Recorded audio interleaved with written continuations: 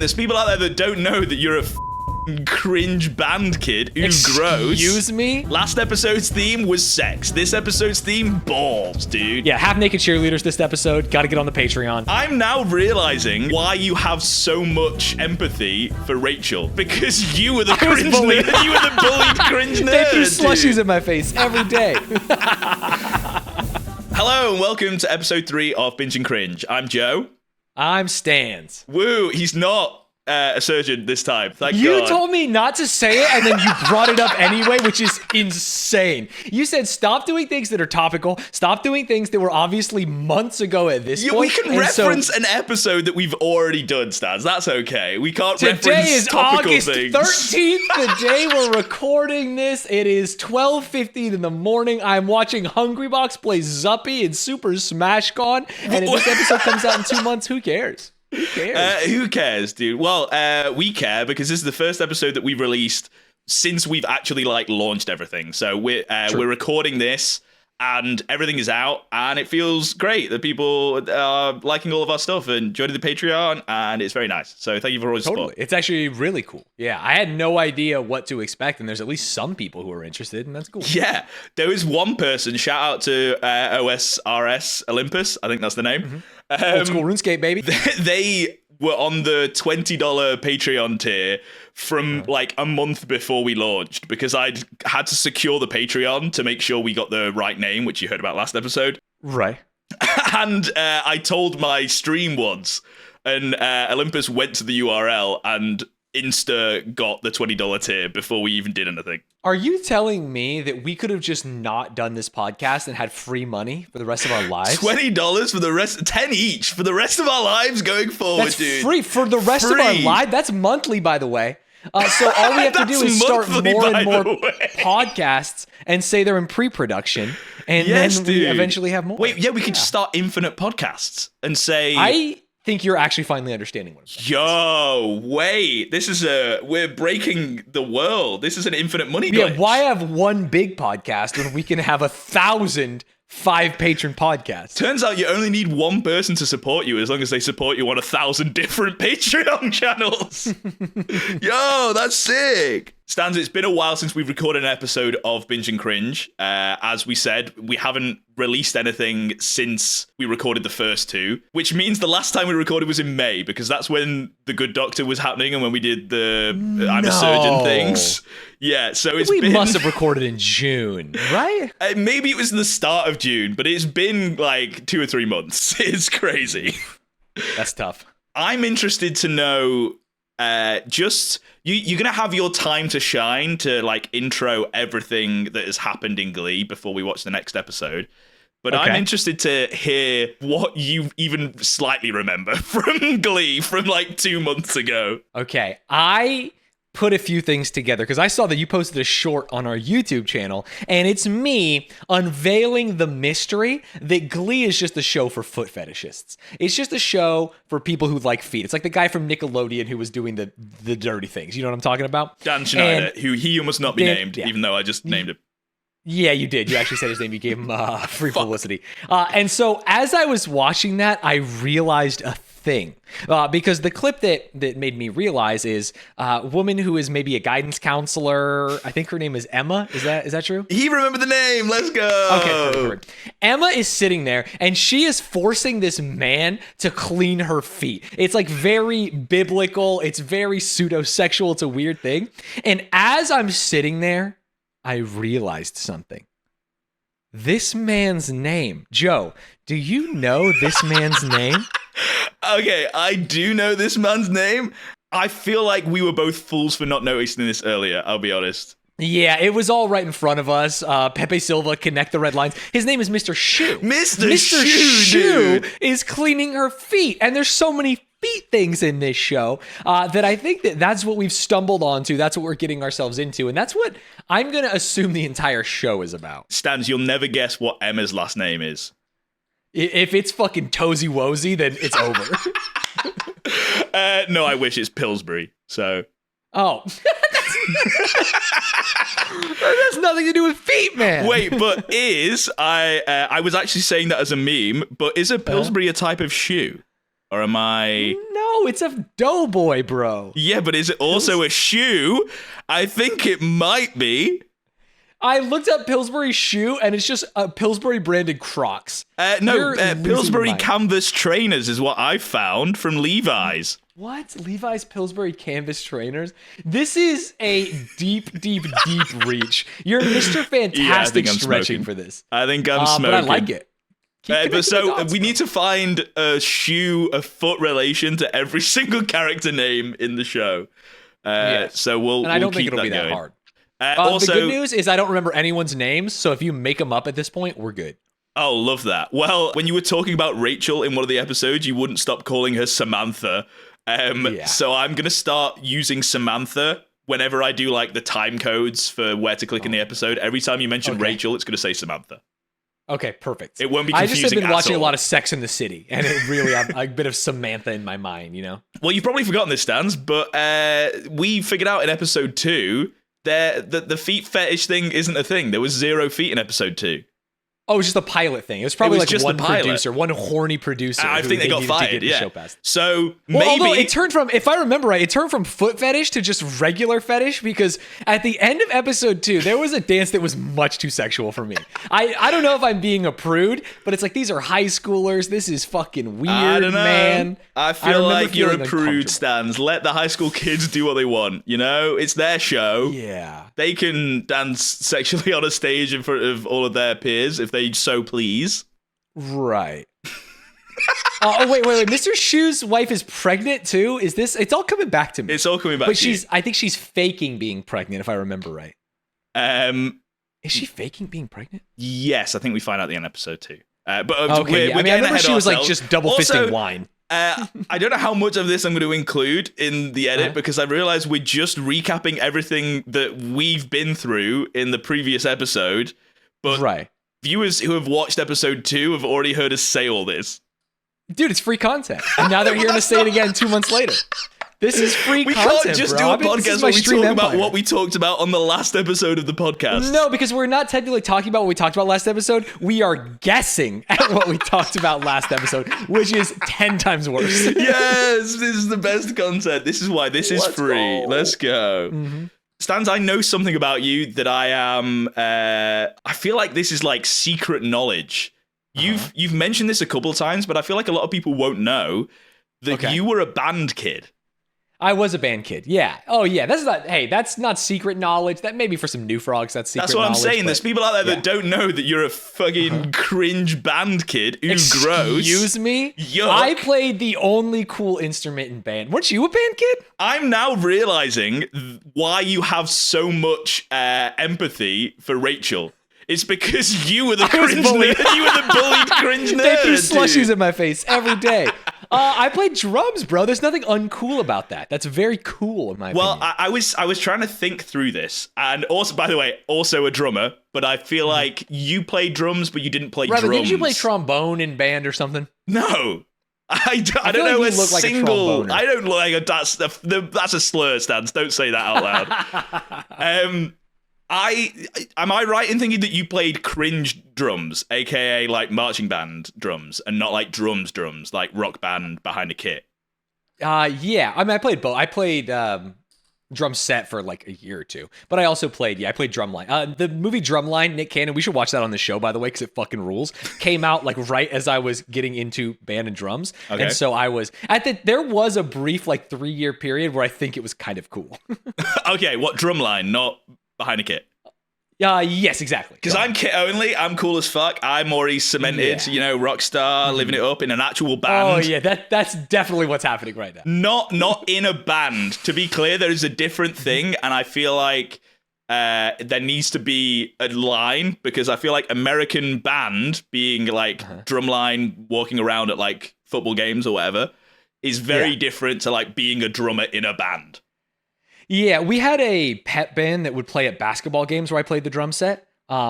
It was like super simple. It was like nothing actually very impressive or crazy. But so I played drum set at a couple basketball games and stuff, but I would say that wasn't cool either. I actually might say that the drum set at basketball games was lamer than playing drumline. Oh, dear. It did not feel very cool or fun to me. Like, unironically, I think one of the reasons why I didn't get bullied that much in high school was because I played the drums.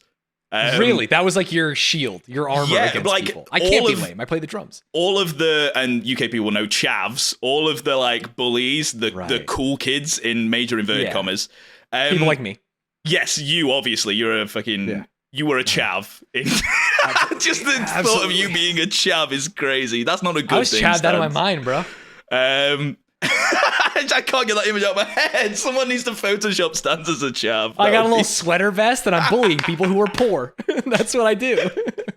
With your little knife, you're going to shank them in the showers. Yeah, that's crazy. What school did you go to? It sounds like prison. That doesn't happen. Shake them in the showers. I've been moving packs of cigarettes all day. There's Americans' perception of the UK is insane. So I was trying to imagine what you guys would say, a chav would say. I'm going to tell you something and tell me if you think it's true or false. Understanding that going into this conversation. Okay. In the United States, a toddler, a child 3 or under, shoots a person on average every 3 days with a gun, a physical fucking gun. Well, I mean, I'm going to assume that that's true based on the context, but I wouldn't if you hadn't have led it that way. That's insane. What? It's cap. It's every 2 days, idiot. Oh, he boomed me, but in the best way. What the hell? I saw it while scrolling. It might be fake. It might not be, but it was like on the internet. It must be real. Yeah. This could be a lie, but I saw it and it made me laugh. And it was 3 days. I was just doing a little joke to make you see. Oh, he boomed us all. He boomed us twice. What the hell? That's movie magic right there. I'm sorry. You can get back to your story, but the U.S. is crazy. I'm a chav, and you didn't get bullied because you played the drums. So all the chavs and the cool kids at my school, I'm saying cool kids, fucking they weren't, but you know, they're like the most popular or whatever. Popular kids, sure. They would all call me Drummer Boy. And they, first of all, they knew my name. It wasn't like, oh, I don't know this random guy who's played the drums once, but they were just like, there were other people that played the drums. I don't know why that I was Drummer Boy. But I think it was because our band used to do like performances in assemblies, like in front of the whole school. So that's like how they saw you the most. And we weren't bad. So I think people were expecting us to be like awful. And because we were like average, they were like, oh, wait, they can, like the singer can hold a tune and they can play guitar and stuff. So yeah, it was a very different experience to how I think you went through being a drummer in high school. Drummer boy is such a John Mulaney insult. I can't imagine like a real bully, like someone who might beat you up that you're scared of, being like, "Hey, drummer boy." It's almost sexual. Wait, okay. Well, they didn't go there. It wasn't even an insult. That's what's weird. You know? It sounds like they were like poking and like jarring me or whatever. They meant drummer boy like, oh, you were sick on the drums. Hell yeah, it's the drummer boy. Sure. But it wasn't drummer man, so it couldn't be that sick. You know I was also like 13, so it would be weird if they said drummer man. It'd be cool if it was like Mr. Drums, you know what I'm saying? Mr. Drummer Drums? Boy to me is like the Christmas song, you know what I mean? Ba-dum-bum-bum-bum. Oh, true, yeah. I mean, I guess so. But speaking of assemblies, there was one fucking insane moment that would happen at like performances every year at our high school. Did you have like Christmas performances where the whole like school was there watching something happen on stage every year? Only in like, so in grade school, what do you call it where you guys are? Primary school? Primary school. What do you call? Yeah. When you're a little younger, you would have the full school performance. Like the little kids would go out for their song, and then the older kids would go out for their song. Like the nativity and that kind of stuff. Correct. Yeah. Maybe no nativity in public school because I mean maybe things are changing, but it was like, hey, this is not like a Christian establishment. This is public school. There could be other people here. And so we don't give a shit about that in the UK. To be clear, they're like, fuck it, everyone, you guys everyone's love doing Judeo-Christian we God don't care. Jesus. Yeah. But then once you get into high school, it went to like only the theater kids would do the performance, and so only like theater kids and their parents would go to see the show. Like eventually, we just got like filtered out. So we had those as well, But on top of that, we'd have like an assembly where all of the year groups would go in, like there'd be a whole year group in the hall. There'd be different times, and the teachers would do like a presentation, or sometimes there would be like songs, and they like the music department would do music things, the drama department would do acting things. It was like a fun treat at the end of the year, which definitely we saw it as a treat because we weren't doing work, but it wasn't fun. Right. Right. And one of the most insane moments of that happened every single year, so all 5 years that I was in high school, was the head teacher, who I can only describe as a female Mr. Burns, would come up on stage in a full Mrs. Claus outfit with stockings and dance to "These Boots Are Made for Walking."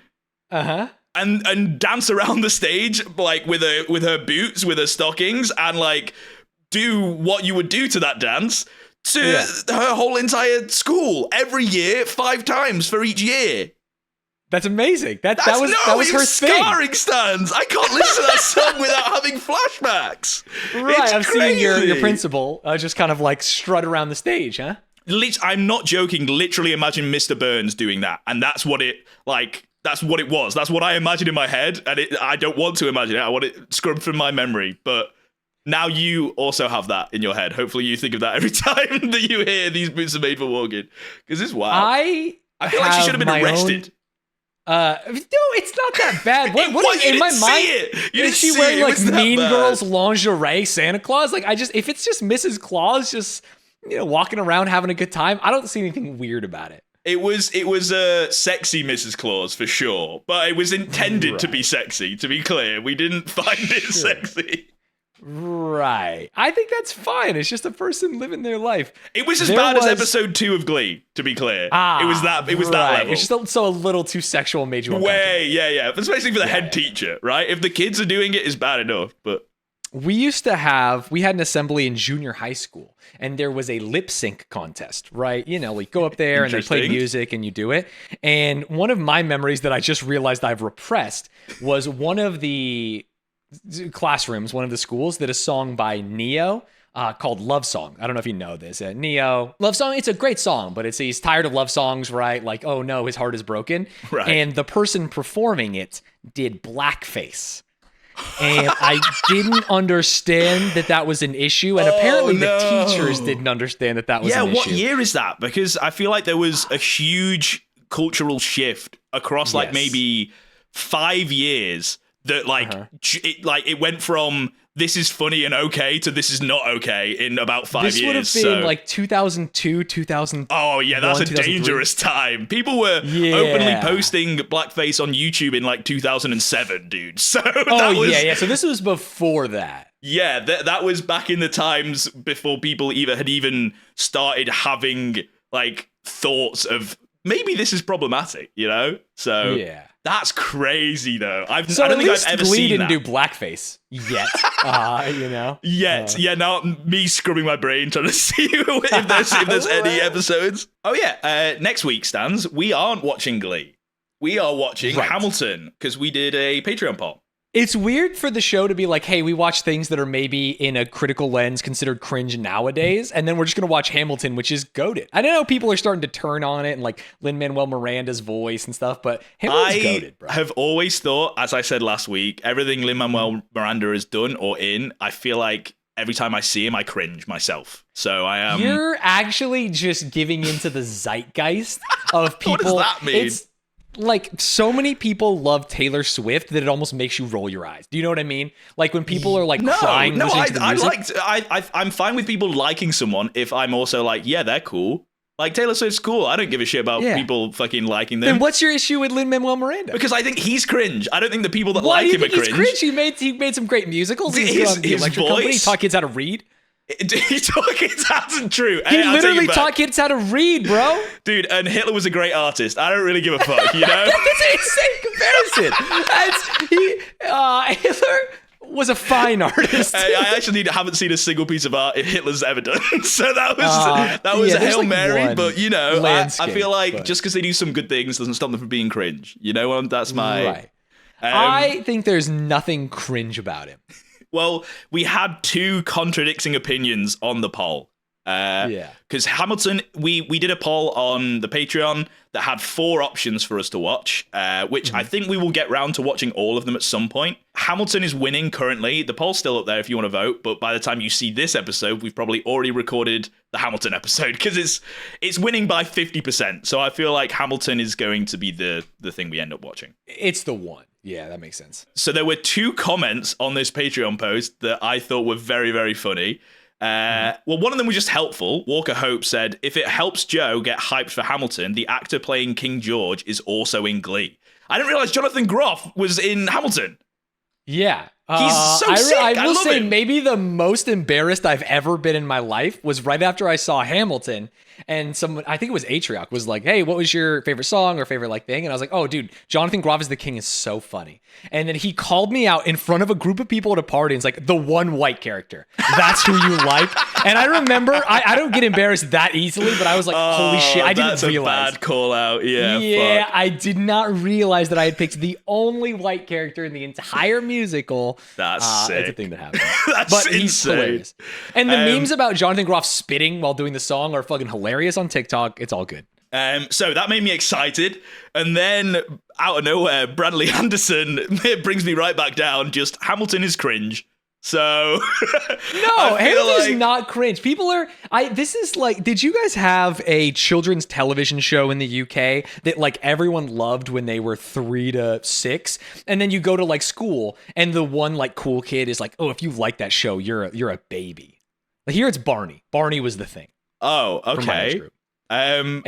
This is a very specific. I'm trying to figure out if anyone ever was a show that was literally for children, like toddlers. Like Dora the Explorer was one that happened. There's most shows. Thomas the Tank Engine, I guess. Yeah, but like then you go to school and like kids are mean about it. You saw Barbie. You know how she like pretends to not like Barbie. Like we haven't played with those since we were a kid. I get what you're saying. You're saying that's Hamilton. That's what people are doing to Hamilton right now. It's like, what are you talking about? You used to love this. You're just doing that because you think that people are going to make fun of you now. Because people are making fun. Bradley Anderson never liked Hamilton, and he's true to his word. You know? No, everyone's a hater. Hamilton was great. They just are mad that people fucking went goo over it, which I get. I get. It's like, dude, it was good, but like, we don't need to go so crazy, but it's not bad. We're swinging so far the other direction with the pendulum that it's I'm absurd. excited to watch it. I want to be proven wrong. To be clear, I don't think that Hamilton is going to be cringe. Yeah. I think that Lin-Manuel Miranda is kind of like everything that I've seen him do seems cringe. Right now. Are you ready for this? Okay. You will cry. You said that, and I don't think maybe I would if I watched it alone, but I feel like maybe watching it with you on this, I might not cry. But I'm going to open myself up to it. I'm not going to stop myself from crying. I cried. I think everyone I know who has seen it has cried. Interesting.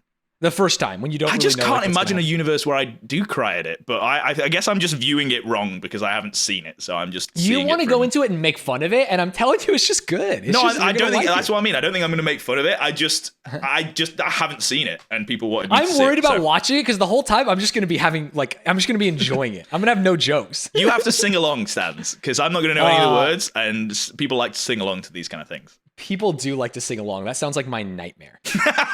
Well, I'm going to force you to. You're going to have to practice before next week, Stanz.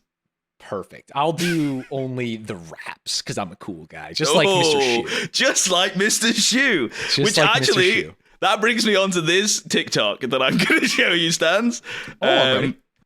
So Mr. Schuester while singing the worst song ever. And we're about to see a lot of this in the coming episode. So I thought I'd lead you up to this. Wait, is this actually him? He's so old. No, but it looks kind of like him. It does, yeah. White, curly hair. Yeah. Wait, this guy can dance. He can, but he also can't, you know? No, he can. Like this is Hamilton all over again, bro. This is good. He's talented, but he's using his talents for bad instead of for good. Because this is a smooth dance. It is very jarring because he looks like Will Schuester, but it's mainly the sentiment is he does this whilst doing the worst songs ever. And also he's meant to be a middle-aged teacher, and this is crazy. I like the gun belt buckle. I think this guy's actually cool. I would say if Will Schuester wore the gun belt buckle, I would be very worried. I'm glad he doesn't ever. So yeah, in this episode that we're going to watch, which is called Acafellas, I feel like I'm going to say this for a lot of the season 1 episodes. This is a classic, dude. This is a very fun episode. Will Schuester goes through a very strange arc in this, and he almost like forgets most of the character development he's already done. So okay, well, he's been a bad person mostly. Yeah, and he doesn't... Okay, well, if he's been a bad person mostly, I don't think he's mostly been a bad person. We've watched 2 episodes, and in one, he is like a horrific villain, blackmailing a student.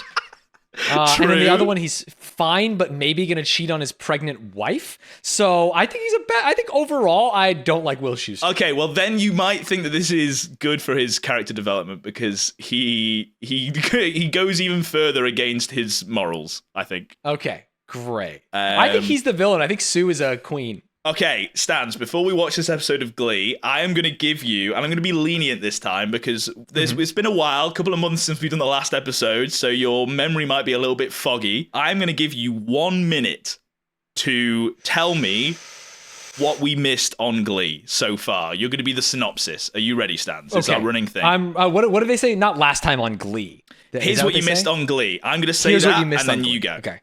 And last time I said, here's what you missed on Glee, you then didn't say anything and went, you didn't say that with enough stank. And I was like, I said the words, dude. Because you're supposed to go like, last time on Glee. No, because that's not what they say in the episode. Here's what you missed on Glee. You haven't seen them do it yet. Yeah, but you said it like this. You're like, here's what you missed on Glee. And I was like, because that's how Finn says it, dude. I'm living up to the thing. Yeah, but give me like movie theater announcer voice. Last time. No, because that's not what they do. That would be crazy. But that's what we do. We're subverting. We're not just reactors. We're not stealing. Right, your time is going to start as soon as I finish this sentence. Are you ready, Stanz?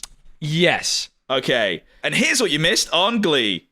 Okay, Finn and Samantha are popular kids who are starting the Glee Club. Samantha. And Finn is only doing it because he has been blackmailed by Mr. Schue, who is kind of falling in love with Miss Emma, but his wife is at home pregnant, but the show is presenting her as kind of a bitch. She wants all these things that he can't provide. And he only loves Glee Club for some weird reason. So they are now doing a Glee Club. His past. He loved Glee in the past and he wants to be he loved Glee in the past and he wanted to do a funk song. And he's like, people love funk songs and disco. He loved to do disco. And the kids are like, disco fucking sucks. Instead, we're going to get sexual. We're going to bust it down sexual style. And so they go on stage, and at one point, she dry humps the wheelchair kid for like at least 15 seconds. And it's weird. And so then he gets called to the office by Sue, and Sue says, you can't do this unless something else happens because also the printer was taken. And so now here we are on Glee. Wait, you think that's everything that happened? You did it 2 seconds early. Holy shit, and that's what you missed on Glee.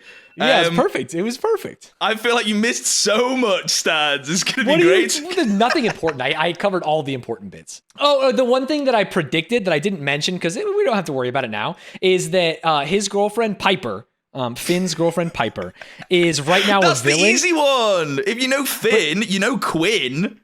Oh, that's so dumb. Writers, what were you doing? Is Piper? It actually Finn and Quinn? Who's Piper, dude? Oh, she looks like a Piper. It's just like a white woman name.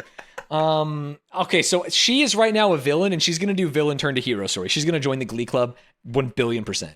I think they already started joining the Glee Club last episode. Because she's a spy, but she's not going to be a spy. Yeah. She's going to fall in love with this lovable band of losers. Interesting. All right. Well, before we get into the episode, we need to remind you that we're watching the episode, and you can watch along too on Patreon. Woo! For only $5. Let's go! That's a great deal. That is a great deal. There's a bunch of other stuff as well on the Patreon. We're doing live commentaries. I've got a review show. Stanz is going to be watching Taskmaster, which he's already watched so many episodes of already, and they're prepared and ready to go. We're good. He's got a backlog. Definitely not done a single episode. That would be crazy. What if I surprised you and was like, actually, I did all of season 1, different guests for every episode? Well, I'd be very impressed. Have you? Mm-hmm. Sick. No, of course I haven't. Okay, great. Well, that's what I thought.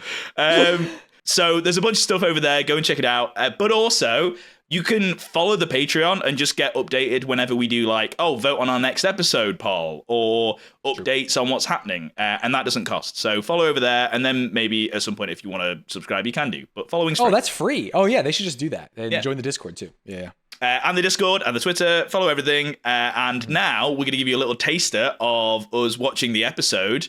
And then we'll be back after we've watched the episode. Let's go. Fantastic. Let's do it. Josh Groban. He's coming to the PTA event. Who is Josh Groban? Who is Josh Groban? Kill yourself!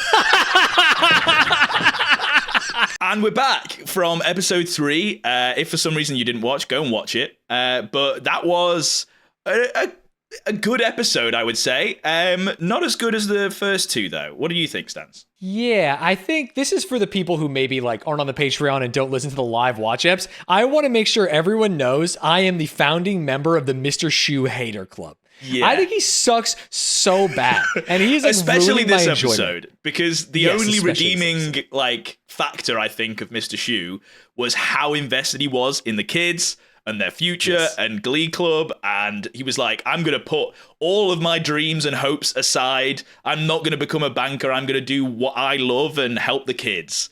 And then is like, well, I don't have any balls, so I guess I'll get some balls and start a band with my friends and quit the Glee Club instead of... That's great. He doesn't need to quit the club, right? He can... It's honestly worse than quitting because he just stopped showing up. He doesn't even have the decency to be like, hey, guys, I'm working on my own thing now. He just doesn't go, which I think shows his true character. You know? And there wasn't, like, they could have just done a scene where they're like, yeah, he sorry guys, I'm going off to do something. He just like, we learned through someone else having a conversation that he left. It was very weird. Yeah, he just stopped showing up. Exactly. And full of very like red-pilled confidence, like Andrew Tate kind of vibes. It's like, you gotta have balls with throughout this episode. Yeah, you're gonna be a dad, so you gotta be a man. Yeah, it was men only vibes from this episode. Like throughout, in every single storyline.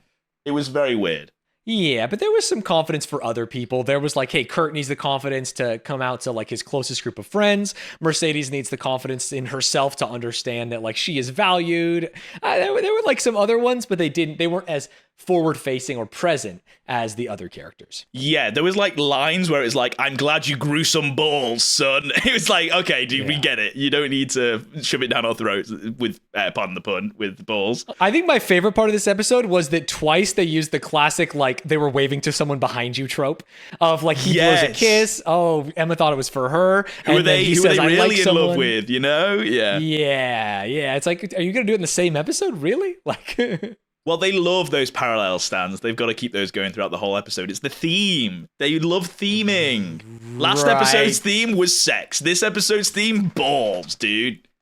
Yes, and misunderstandings about love. Misunderstanding people's balls. Actually, maybe the best part of this episode was when they go to the other school to like meet the dance instructor, and horror movie-esque, the girl goes, "Don't do it," and it like zooms in on her face, and she's like over the and she's like throwing up outside, and they say, "There's no excuses, not even Crohn's disease." It's like that's wild. There's some like the one-liners I think in Glee are some of the best. We also have to mention that there was like 3 times this episode where characters just told each other to kill themselves. No, I think there's been 3 times in the series. I think it happened once this episode. I don't think it happened 3 times, right? Yeah, but then other ones were like, oh, they're going to kill themselves. Right? I'd rather kill myself. Oh, yeah, true. Sue did talk about suicide. Yeah, okay. Yeah, there's that one.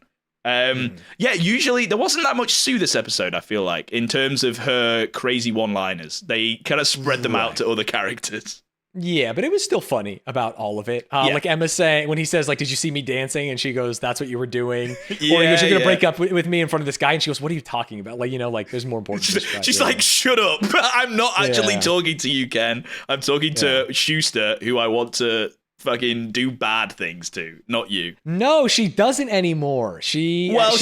She caught the kiss, you know? She wants to love Shue.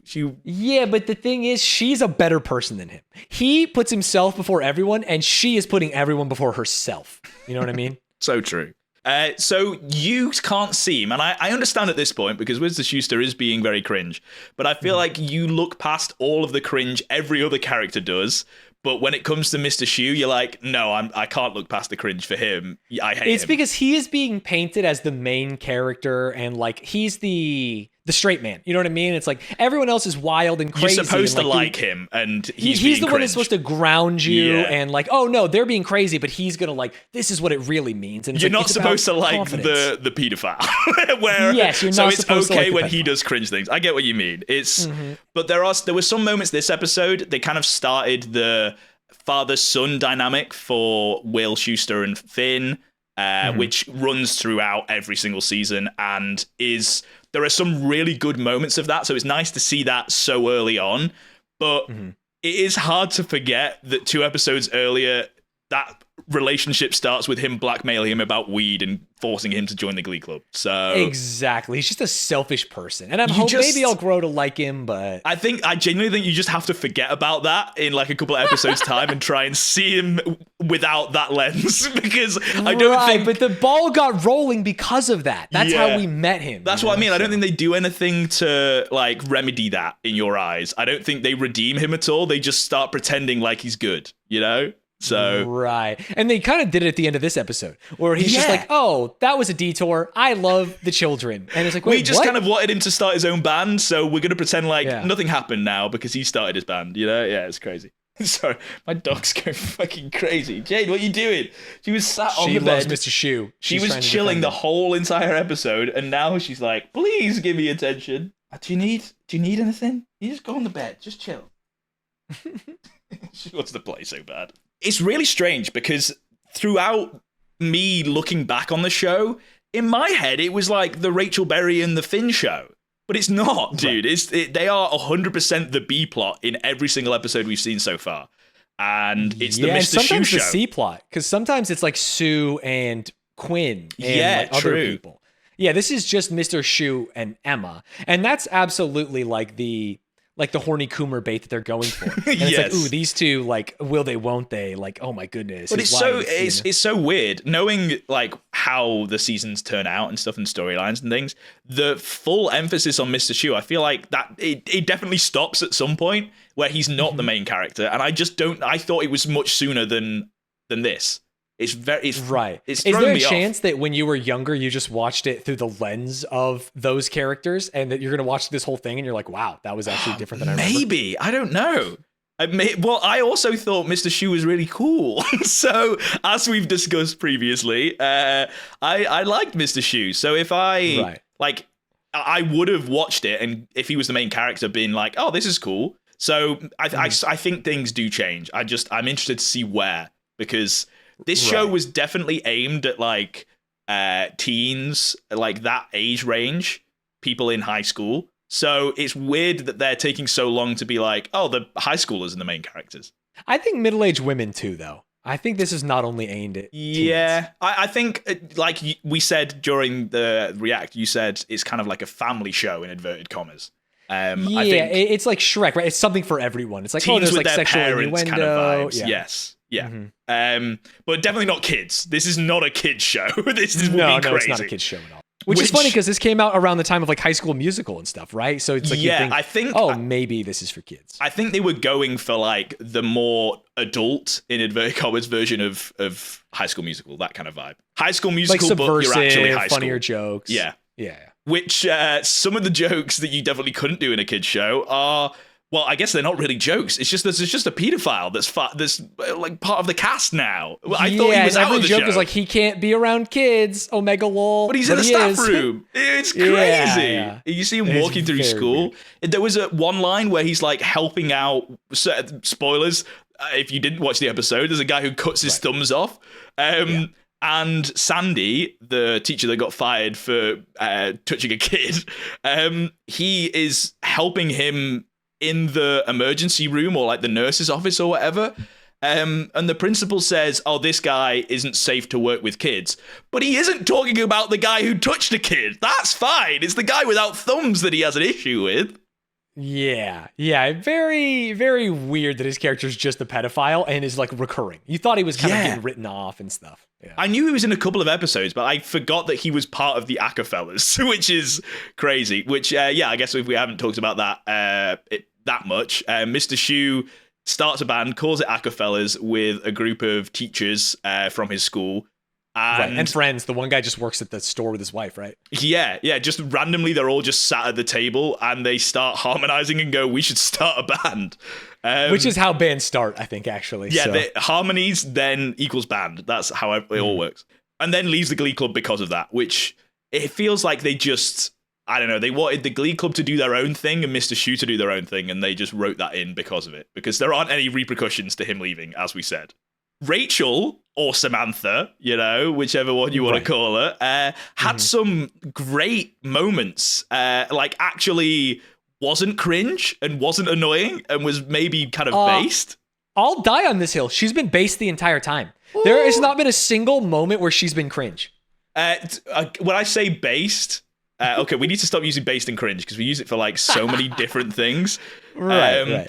When I say cringe, I don't mean cringe as in like she's being like mean or she's like incorrect in what she's saying. She's cringe as in like she's at the actual definition of cringe, where she's making me cringe and she's saying things and I'm like, and this is where I stand. I don't even think she's cringe. Actual definition of cringe. But this episode Rachel she wasn't. It's just a good person. She's getting bullied. She's trying her best. She has a hobby. She's trying to inspire other people. She's trying to work hard as a group. I think Rachel rules. This episode, I agree. Rachel rules. I think she did a great job in like her morals on point, being for the band on point. She's all for Glee. She may have got swindled a little bit and was kind of like on board with Mr. Cringe, the dancing instructor, which was the B plot of this episode. That he spent $8,000 on a dancing coach and then fired him day one. Because that's he bullied them, made half of them quit, which was the goal of the cheerleaders, to be honest. And you would think that maybe Rachel is the kind of character who'd be like, all right, see ya, this is like the way to fame, Whiplash style. But she remembered her nose. She remembered Barbra Streisand didn't get a nose job, and she has a sick nose, so she will also not get a nose job, which is great. Exactly. We love Rachel for that. So yeah, she was great this episode. I thought that was really good. The other B plot parts that were crazy were the when they were all lined up and the dancing instructor is like firing them all. I had forgotten that he fires all of them, so I really thought he was just firing Artie because he was in a wheelchair, and I thought they were going to move on. I was like, that's insane. Yeah, instead of going down the line firing squad and getting everyone. It's starting with the guy in the wheelchair is kind of fucked because it does seem like, oh, you can't dance because you're in a wheelchair. Everyone else is fine. Just fuck off. Well, even worse, he just looked at Mercedes and was just like, well, you're obviously out. And that leaves your mind running. It's like, well, wait, what? Wait, why? Yeah, to give me context. The only reasons here are very upsetting. And everyone's obviously protesting in that moment, but they don't seem to be protesting as in like, wait, why are you firing her? Why are you making her quit? Yeah, they're like, oh no, we get it. She's different. You know what I mean? Yeah, they're like, we understand why you want her to quit, but you can't do that. It's like, I don't even know. What's the reason? You need to specify, I guess, I wonder what would you class as the B or C plot, Stanz? Because I forgot there's the Mercedes plot as well. Yeah, Mercedes is like wanting to be lucky in love, and she's finally found this person that treats her right in Kurt, and they're friends. She is the only person in the entire world that doesn't realize he's gay. Yeah, it's very unfortunate. She actually goes Omega Cringe and breaks his car windshield just so they can sing that cool song.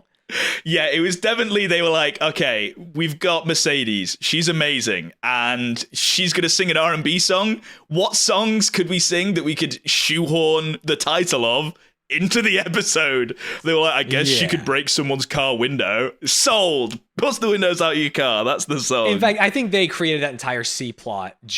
There was two things they needed to introduce. And one was that like they want her to do a song, and then the song needs to be studio. And the other is that like, let's confirm that Kurt is gay, and also he likes Finn, so we can add more drama in later episodes. Yes, definitely. I think this was out at the time where people might not be like, they might not know that Kurt is gay, which is obviously in hindsight insane. But yeah, at the time they were like making it very obvious to all the viewers. Yeah, Kurt is definitely gay. Which that coming out scene from Kurt to Mercedes was like actually insane. I got goosebumps. If it had carried on for any longer, I would have shed a tear. That was amazing acting from Kurt, I felt like. I agree. I'll say my biggest issue was with Mercedes, who was like, when she was giving him advice and like, you have to tell these people. And I'm like, who asked, bitch? What are you talking about? This is his life. You know what I mean? Like, it's crazy that you, the person that not only didn't notice it, but also thought there was like sexual chemistry here, you're telling him how to live his life. And then broke the windows on his car and was the like source for most of the like problems that he was going through. Is like, she this is how you do definitely your life. not like the wise elder to like tell him how to live his life. In fact, he was the one that was like helping her a lot. Exactly. Yeah. So that was weird, but he did great. I think it was coming from, for her, I think it was coming from a position of, there's nothing wrong with this, so it's fine. You shouldn't feel like it's a bad thing. Right. But it does come also, across if he's as very not ready preachy. to come out to the Glee Club, like, that's fine. You know what I mean? You shouldn't be pushing him to do it. It should be like, hey, I support you, and when you're ready, you know what I mean? It's just a weird vibe. It was crazy that Mercedes had been so horrible to Kurt that then she's the first person he comes out to. Like, that's so sad for Kurt. There should be a better person in your life. But she was horrible only for like 1 minute. I think they are actually friends, and there was a misunderstanding. Obviously friends, and he knows he lied to her about Rachel. You know what I mean? So true. Yeah, he didn't actually come clean in that moment. Yeah, exactly. And so he got this off his chest, and I just felt like it was mutual, and they could be friends again. And instead, she was like the sage. Non-gay person telling the gay person like what to do with their life. Here's how you sort your life out, gay person. Yeah, it's crazy. That's a crazy soundbite. Don't use that for anything, please. I've already been recording. Oh, fuck. Oh, yeah, moving back to the Will Schuester plot. He's, like, I know we talked a little bit about his relationship between Mr. Shue and Finn. But when he's getting him to join Acafellas, it really feels like he's kind of manipulating him by positively motivating him. It feels kind of grooming-y. It's very That's because strange. he is. That's because that is exactly what he's doing. And it doesn't have to be like sexual, right? Grooming, but it's like he is using this kid to solve for his problems, which is why the whole like father-son inspiring relationship like doesn't exist to me, because he's only furthering his own agenda, which at that point was Acafellas. Yeah, once he joined Acafellas, there was some good conversation between the two that was like, thanks for motivating me. He's like, hey, no problem. But like, but it was also like, swing your hips, baby boy. It was, you know what I mean? Have you played baseball before? It was very, I think you, like I said, you just have to look past the cringe parts and appreciate some of the good conversations, and hopefully there's just fewer cringe parts moving forward, but we'll see. I think my view of the show is going to be changing the more episodes we get in, because at the moment I'm like, wait for it. They'll fix it. Don't worry. And maybe I've just forgotten. We'll be in season 7 and you'll be like, I'm sure the turn's coming anytime now. Surely they'll be best of friends now. Josh Groban was in this episode. That was crazy. Yeah, and he cucked Schuester's dad. Oh, yeah, Will Schuester's mum not only was like, hey, I didn't need to get my tits out to sell CDs, which was wild, but I didn't realize at that point that they were sowing the seeds for her to get drunk and fuck Josh Groban. Which the whole joke, I think, is like, oh, she's like an older woman, and she's like, you know, kind of nasty, which is, I guess, that's fine. Whatever, it's Josh Groban. It's crazy. But I feel like they were only doing it, like you said, for like, oh, it's a crazy older woman. It's just like, no, it's just crazy that's just a ha-ha moment in the show, right? That's wild. I would say that there is a lack of, my biggest issue, maybe this is why I like Rachel so much, is there are like a lack of women with like their own unique perspectives and goals that are like normal human beings. Very it's true. Like Sue is obviously like a caricature, right? Yes. And his wife has been like portrayed as this like lying person who's, honestly, they're perfect for each other because they both only care about themselves. The Shues. Even though it's not perceived that way, like they don't want it to be perceived that way, but it is. That's what they're doing. Exactly. And so it's like Emma is maybe the only normal one, but she's maybe gonna like break this relationship. So when Mr. Shue's mom is there and she is also like a caricature, I'm a little bit annoyed. You know what I mean? What's it called? The Bechdel Test? Is that how you say it? Yeah. Did a woman have a scene talking to another woman with no men in it where they're not talking about men, I believe is the test. I think there's a couple of those in this episode, mainly because of Rachel and the Quinn, the Piper storyline. Rachel and Piper talking. No, because they're talking about Mr. Shue, aren't they? And him not they're being talking able about to the dance? Glee Club. So I guarantee this episode does not pass the test. Maybe. I'm just trying to think of it scenes that might do, because the only chance they have is Rachel, basically. Is Rachel. Right? Exactly. Yeah, she is the only, like, there maybe is a world with Emma, but what woman is she going to talk to? Because the only other woman that would make sense is Sue, who's a caricature. And Emma's character currently is, am I dating Ken or am I dating Shue, right? Exactly. So it'd have to be between Rachel and Quinn. And Quinn has been a villain till now. So maybe the next episode we'll finally start to see some, like, women have their own goals and motivations, but I'm gonna doubt it because this is American television from a while back. And the Sue Sylvester's also, she does her own thing, but it's usually doing her own thing to fuck over Will Schuester. So it ties it back there as well. And it's evil, right? Like it's does it have to be non-evil? Could it? The Bechdel test doesn't specify good or evil. That is a great question, and I'm gonna need to hear from the listeners at home. I feel like you could be evil, like if it's an evil person, evil woman talking to an evil woman about women. I think that passes.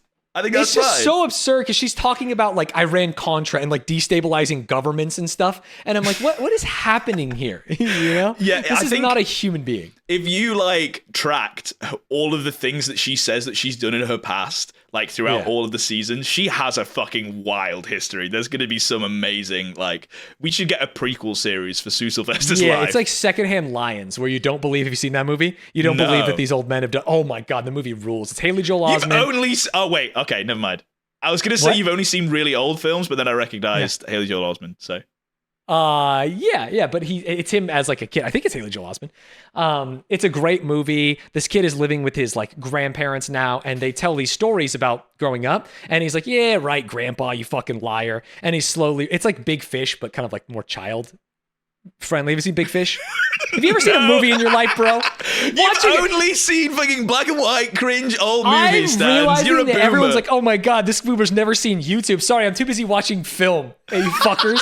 I haven't seen goddamn David Dobrik's 17th vlog. You missed out, dude. That one went wild. There was so much sexual assault in that one. It was crazy. It was so cool. It was very cool. Never mind. If you haven't seen Big Fish, I can't explain Secondhand Lions. Okay, wait. So try and think of a film that Big Fish is like, so we can go even further down the pipeline. I can't. That's it. That like we're getting to it. Sorry, it reminds me of Grecian poems. You know what I mean? Wait. I don't know. Have you seen Iron Man 2? Because it's very similar to that, because there are human beings in it in a film. Yes. Oh man. Sorry. Let me relate it to Marvel movies. So now. true. That I understand. Yeah. Never mind then. Hey, never mind. Just watch. You need to watch Big Fish. Then you need to watch Secondhand Lions. I'll watch both for you. Stanz, how about They're that? great. They're both great movies. I might do a live commentary by myself for that. We'll stick it on the Patreon. Yeah. If I'm forced to watch it, then I'll make other people watch it too. Somehow. Yeah. And then we can have real conversations. Okay, because you'll finally understand some of the things. Then that one time where you brought up that one film and you're never going to bring it up again, I'll have at least seen the film, so it won't help at all. The problem is I can't prepare you for what like anecdotes I'm going to tell. But you need to just watch, more movies from like the early 2000s. I'll watch every movie that I haven't seen yet. Don't worry. I'll get on that. Perfect. I love that. It's crazy that you are having to go at me for not getting references when that's your whole shtick, Stanz. Yeah, but it's like I am proud of the things that I need help understanding. And whereas it's like, damn, Big Fish won awards, bro.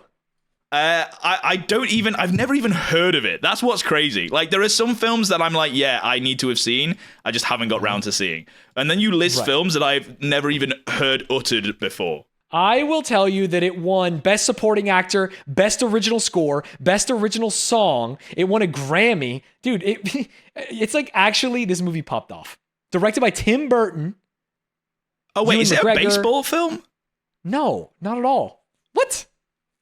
Sorry, the only thing that popped up when I clicked on it was people wearing baseball outfits. Big Fish? There's a car underwater? What the hell is this?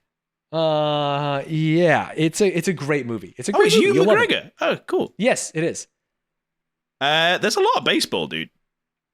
Is there a lot of baseball? I'm flicking through. What are you looking up? There's like 3 scenes of baseball. Are you clicking through the entire movie? What are you talking about? I'm clicking through the trailer. It cuts to baseball 3 times. Who gives a shit about the trailer? What? Sorry, how else am I going to find out about the film in a short amount of time? Just look at photos, dude. It's a yellow field of flowers. Sorry, okay, let me go into images. Oh, look, baseball. There's no baseball. It's all flowers. No, it's just pictures of big fish because that's all I typed in. Oh, put big fish movie, dude. This fish is huge, though. Wait, let me send you this fish. Hold. Okay. Are you ready for this big fish, Stanz? I'm ready. Send me the big fish. That's not a real fish. Well, it's not real, but it is a big fish, right? Holy shit, the plot, brother. Look at the size of that fish. That's a big fish. Your marching orders are to watch Big Fish, and I will actually fulfill my Patreon bargains. Is that a deal? Wait, sorry. I have to watch Big Fish for you to do the things that people are paying for already. Yes, exactly. Okay, I'll watch Big Fish. Fuck you. Hell yeah. I'm going to go through my plot, the notes I written down, just because I think it's funny. Confidence, brackets, ham-fisted. This is the Shue show. So true. He quit, question mark. Rachel, actually a goat, question mark. These could all be title and thumbnail for many episodes. Mercedes gets lines, which is something we didn't really talk about. She actually speaks in this episode and has a plot line. A whole character arc, yeah, which is great. Yeah, I think over the next couple of episodes, they're going to slowly sprinkle in all of the casts slowly getting their own episodes, so we get to know a little bit more about them. Yeah, Puck got a little bit here. His only thing is he likes to fuck MILFs, but he loves MILF. Yeah, we didn't talk about Puck loving to fuck MILFs, which is crazy that he's had enough of high school kids, but in his real life, he was a pedophile. So yeah, it's the opposite of real life. It's like they knew. They went, let's go as far away from children as possible. He likes MILFs. Right, they didn't want it to reveal. Yeah, Mercedes gets lines. Will's mom loves showing her tits, apparently, which was a very necessary note that I made. She was a very interesting character addition. Grooming Finn, kicking Artie out, and then the whole cast. Josh Groban, balls, and Kurt is amazing was the final thing for that scene. Because fuck, he blew me away. I was very surprised because I can't really remember any like good acting from Glee, so I was moved by his performance. Oh yeah, I'm sure there's going to be a ton of good acting. I'm on board. And the last thing is just a little fact, because I think it's pretty obvious. They based a lot of the musical like angle of Mr. Shue off Justin Timberlake. Like when they were going to try and cast him, when they were looking for songs for them to perform. I'm sorry, did you say that was obvious? Is that not obvious? I guess maybe. He's like slightly curly-haired white guy. Yeah, and he does like all like the Acafellas is like NSYNC basically, right? Yeah, but isn't it like any a cappella group? No, but it's boy bands of that time. I feel like more than like. Well, this is Glee's post NSYNC for sure. Yeah. Yeah. Wait, yeah. It was. That's what I'm saying. It's inspired by. Yeah, it didn't inspire NSYNC. That's not what I'm not saying. Justin Timberlake's not even in NSYNC, bro. He's Backstreet Boy, isn't he? Is he? Wait, did you just look that up? Or no, Justin. I'm pretty sure he's in sync. I thought he was a Backstreet Boy. Was Justin Timberlake in the Backstreet Boy? He was, yeah. Yeah. No, he was in NSYNC. No, he's in NSYNC, dude. He's not in the Backstreet Boys. Oh, really? Because the Backstreet Boys just released their first new song in 5 years and switched to our jam of the summer. However, fans are still wondering if Justin Timberlake was a member of the boy band. No. Sorry, no. The answer was no. Yeah, because he's in NSYNC, which is what I said. You're right. You're so right. You're in sync with NSYNC. If you know what I'm saying. Question my Justin Timberlake knowledge, okay? Perfect. He's the GOAT. I guess he's a little Timberlake-esque, but I don't think it's glaring by any means. I feel like it is. If you know JT, you know Will Shue. You know what I'm saying? Yes. But I feel like it's very obvious this episode. Like, more so than the first two. They basically got him to be in sync and do all the dance moves and be cheesy and have, like, all the women heartthrob over him. And, yeah. Maybe. Hey, I didn't pick that up, but you could be right for sure.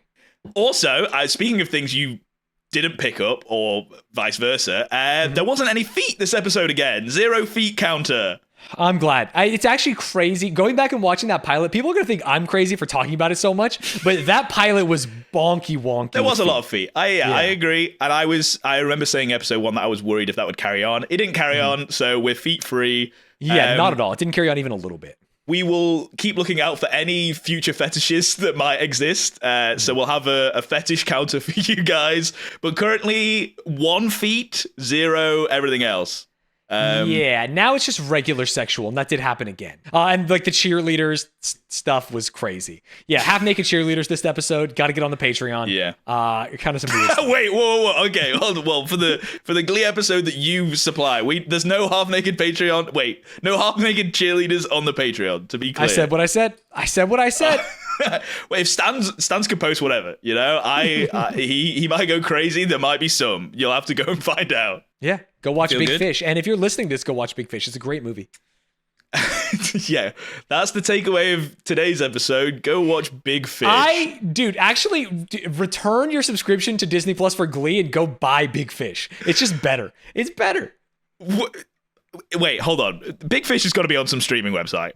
It might not be Disney on. Plus. If it's on Disney Plus, that would be crazy. Unfortunately, Stanz, can you Google that because my F key doesn't work? Yeah, that's so funny. It is on Amazon Prime Video. It's on YouTube for $4. Apple TV. Basically, you pay $4, you watch Big Fish. See, that's why that's why no one watches these films, Stanz, because they're not on streaming sites. You're so behind Sorry, the you got to times. do a little bit of work to watch an award-winning movie that is going to change your perspective on life, love, and death. It does look really bad, but I will watch it, and hopefully I'm proven wrong. Bad? It doesn't look bad. What are you talking about? It looks bad. It looks like there are so many like just generic bad American films that I don't want to see, and that looks like What is an example of a generic bad American film? You love your football and baseball films, and I know that you're saying it's not a baseball film. When but have I there's ever baseball in it, advocated for so- you watching a baseball film? You haven't, up until now, because it's a baseball film because there's baseball in it. Jerry Maguire's good, actually. If you want to Jerry watch Maguire's great. Okay, yeah, I'm on board for that. And actually saying that Moneyball is really good. Moneyball's also good. Yeah. But I that's think you're not. just That's trying a to be different league. anti-American today for some reason. You're trying to get the non-American Every day, dude. America sucks. What? You're anti-American. Every 3 days, a toddler shoots a person, ladies and gentlemen. Oh, so I'm back watch on out for those board. toddlers. Let's go. Toddler death. And that's how we end this episode. Stanz, you want to give our catchphrase? Let's talk about that. Hey, you remembered. Let's talk about that. My brain was moving in that one. I was trying to figure it out. Yeah. Hell yeah. Let's go. Thanks for listening. Thanks Join for the listening. Discord. Bye. Check out the Patreon. Bye.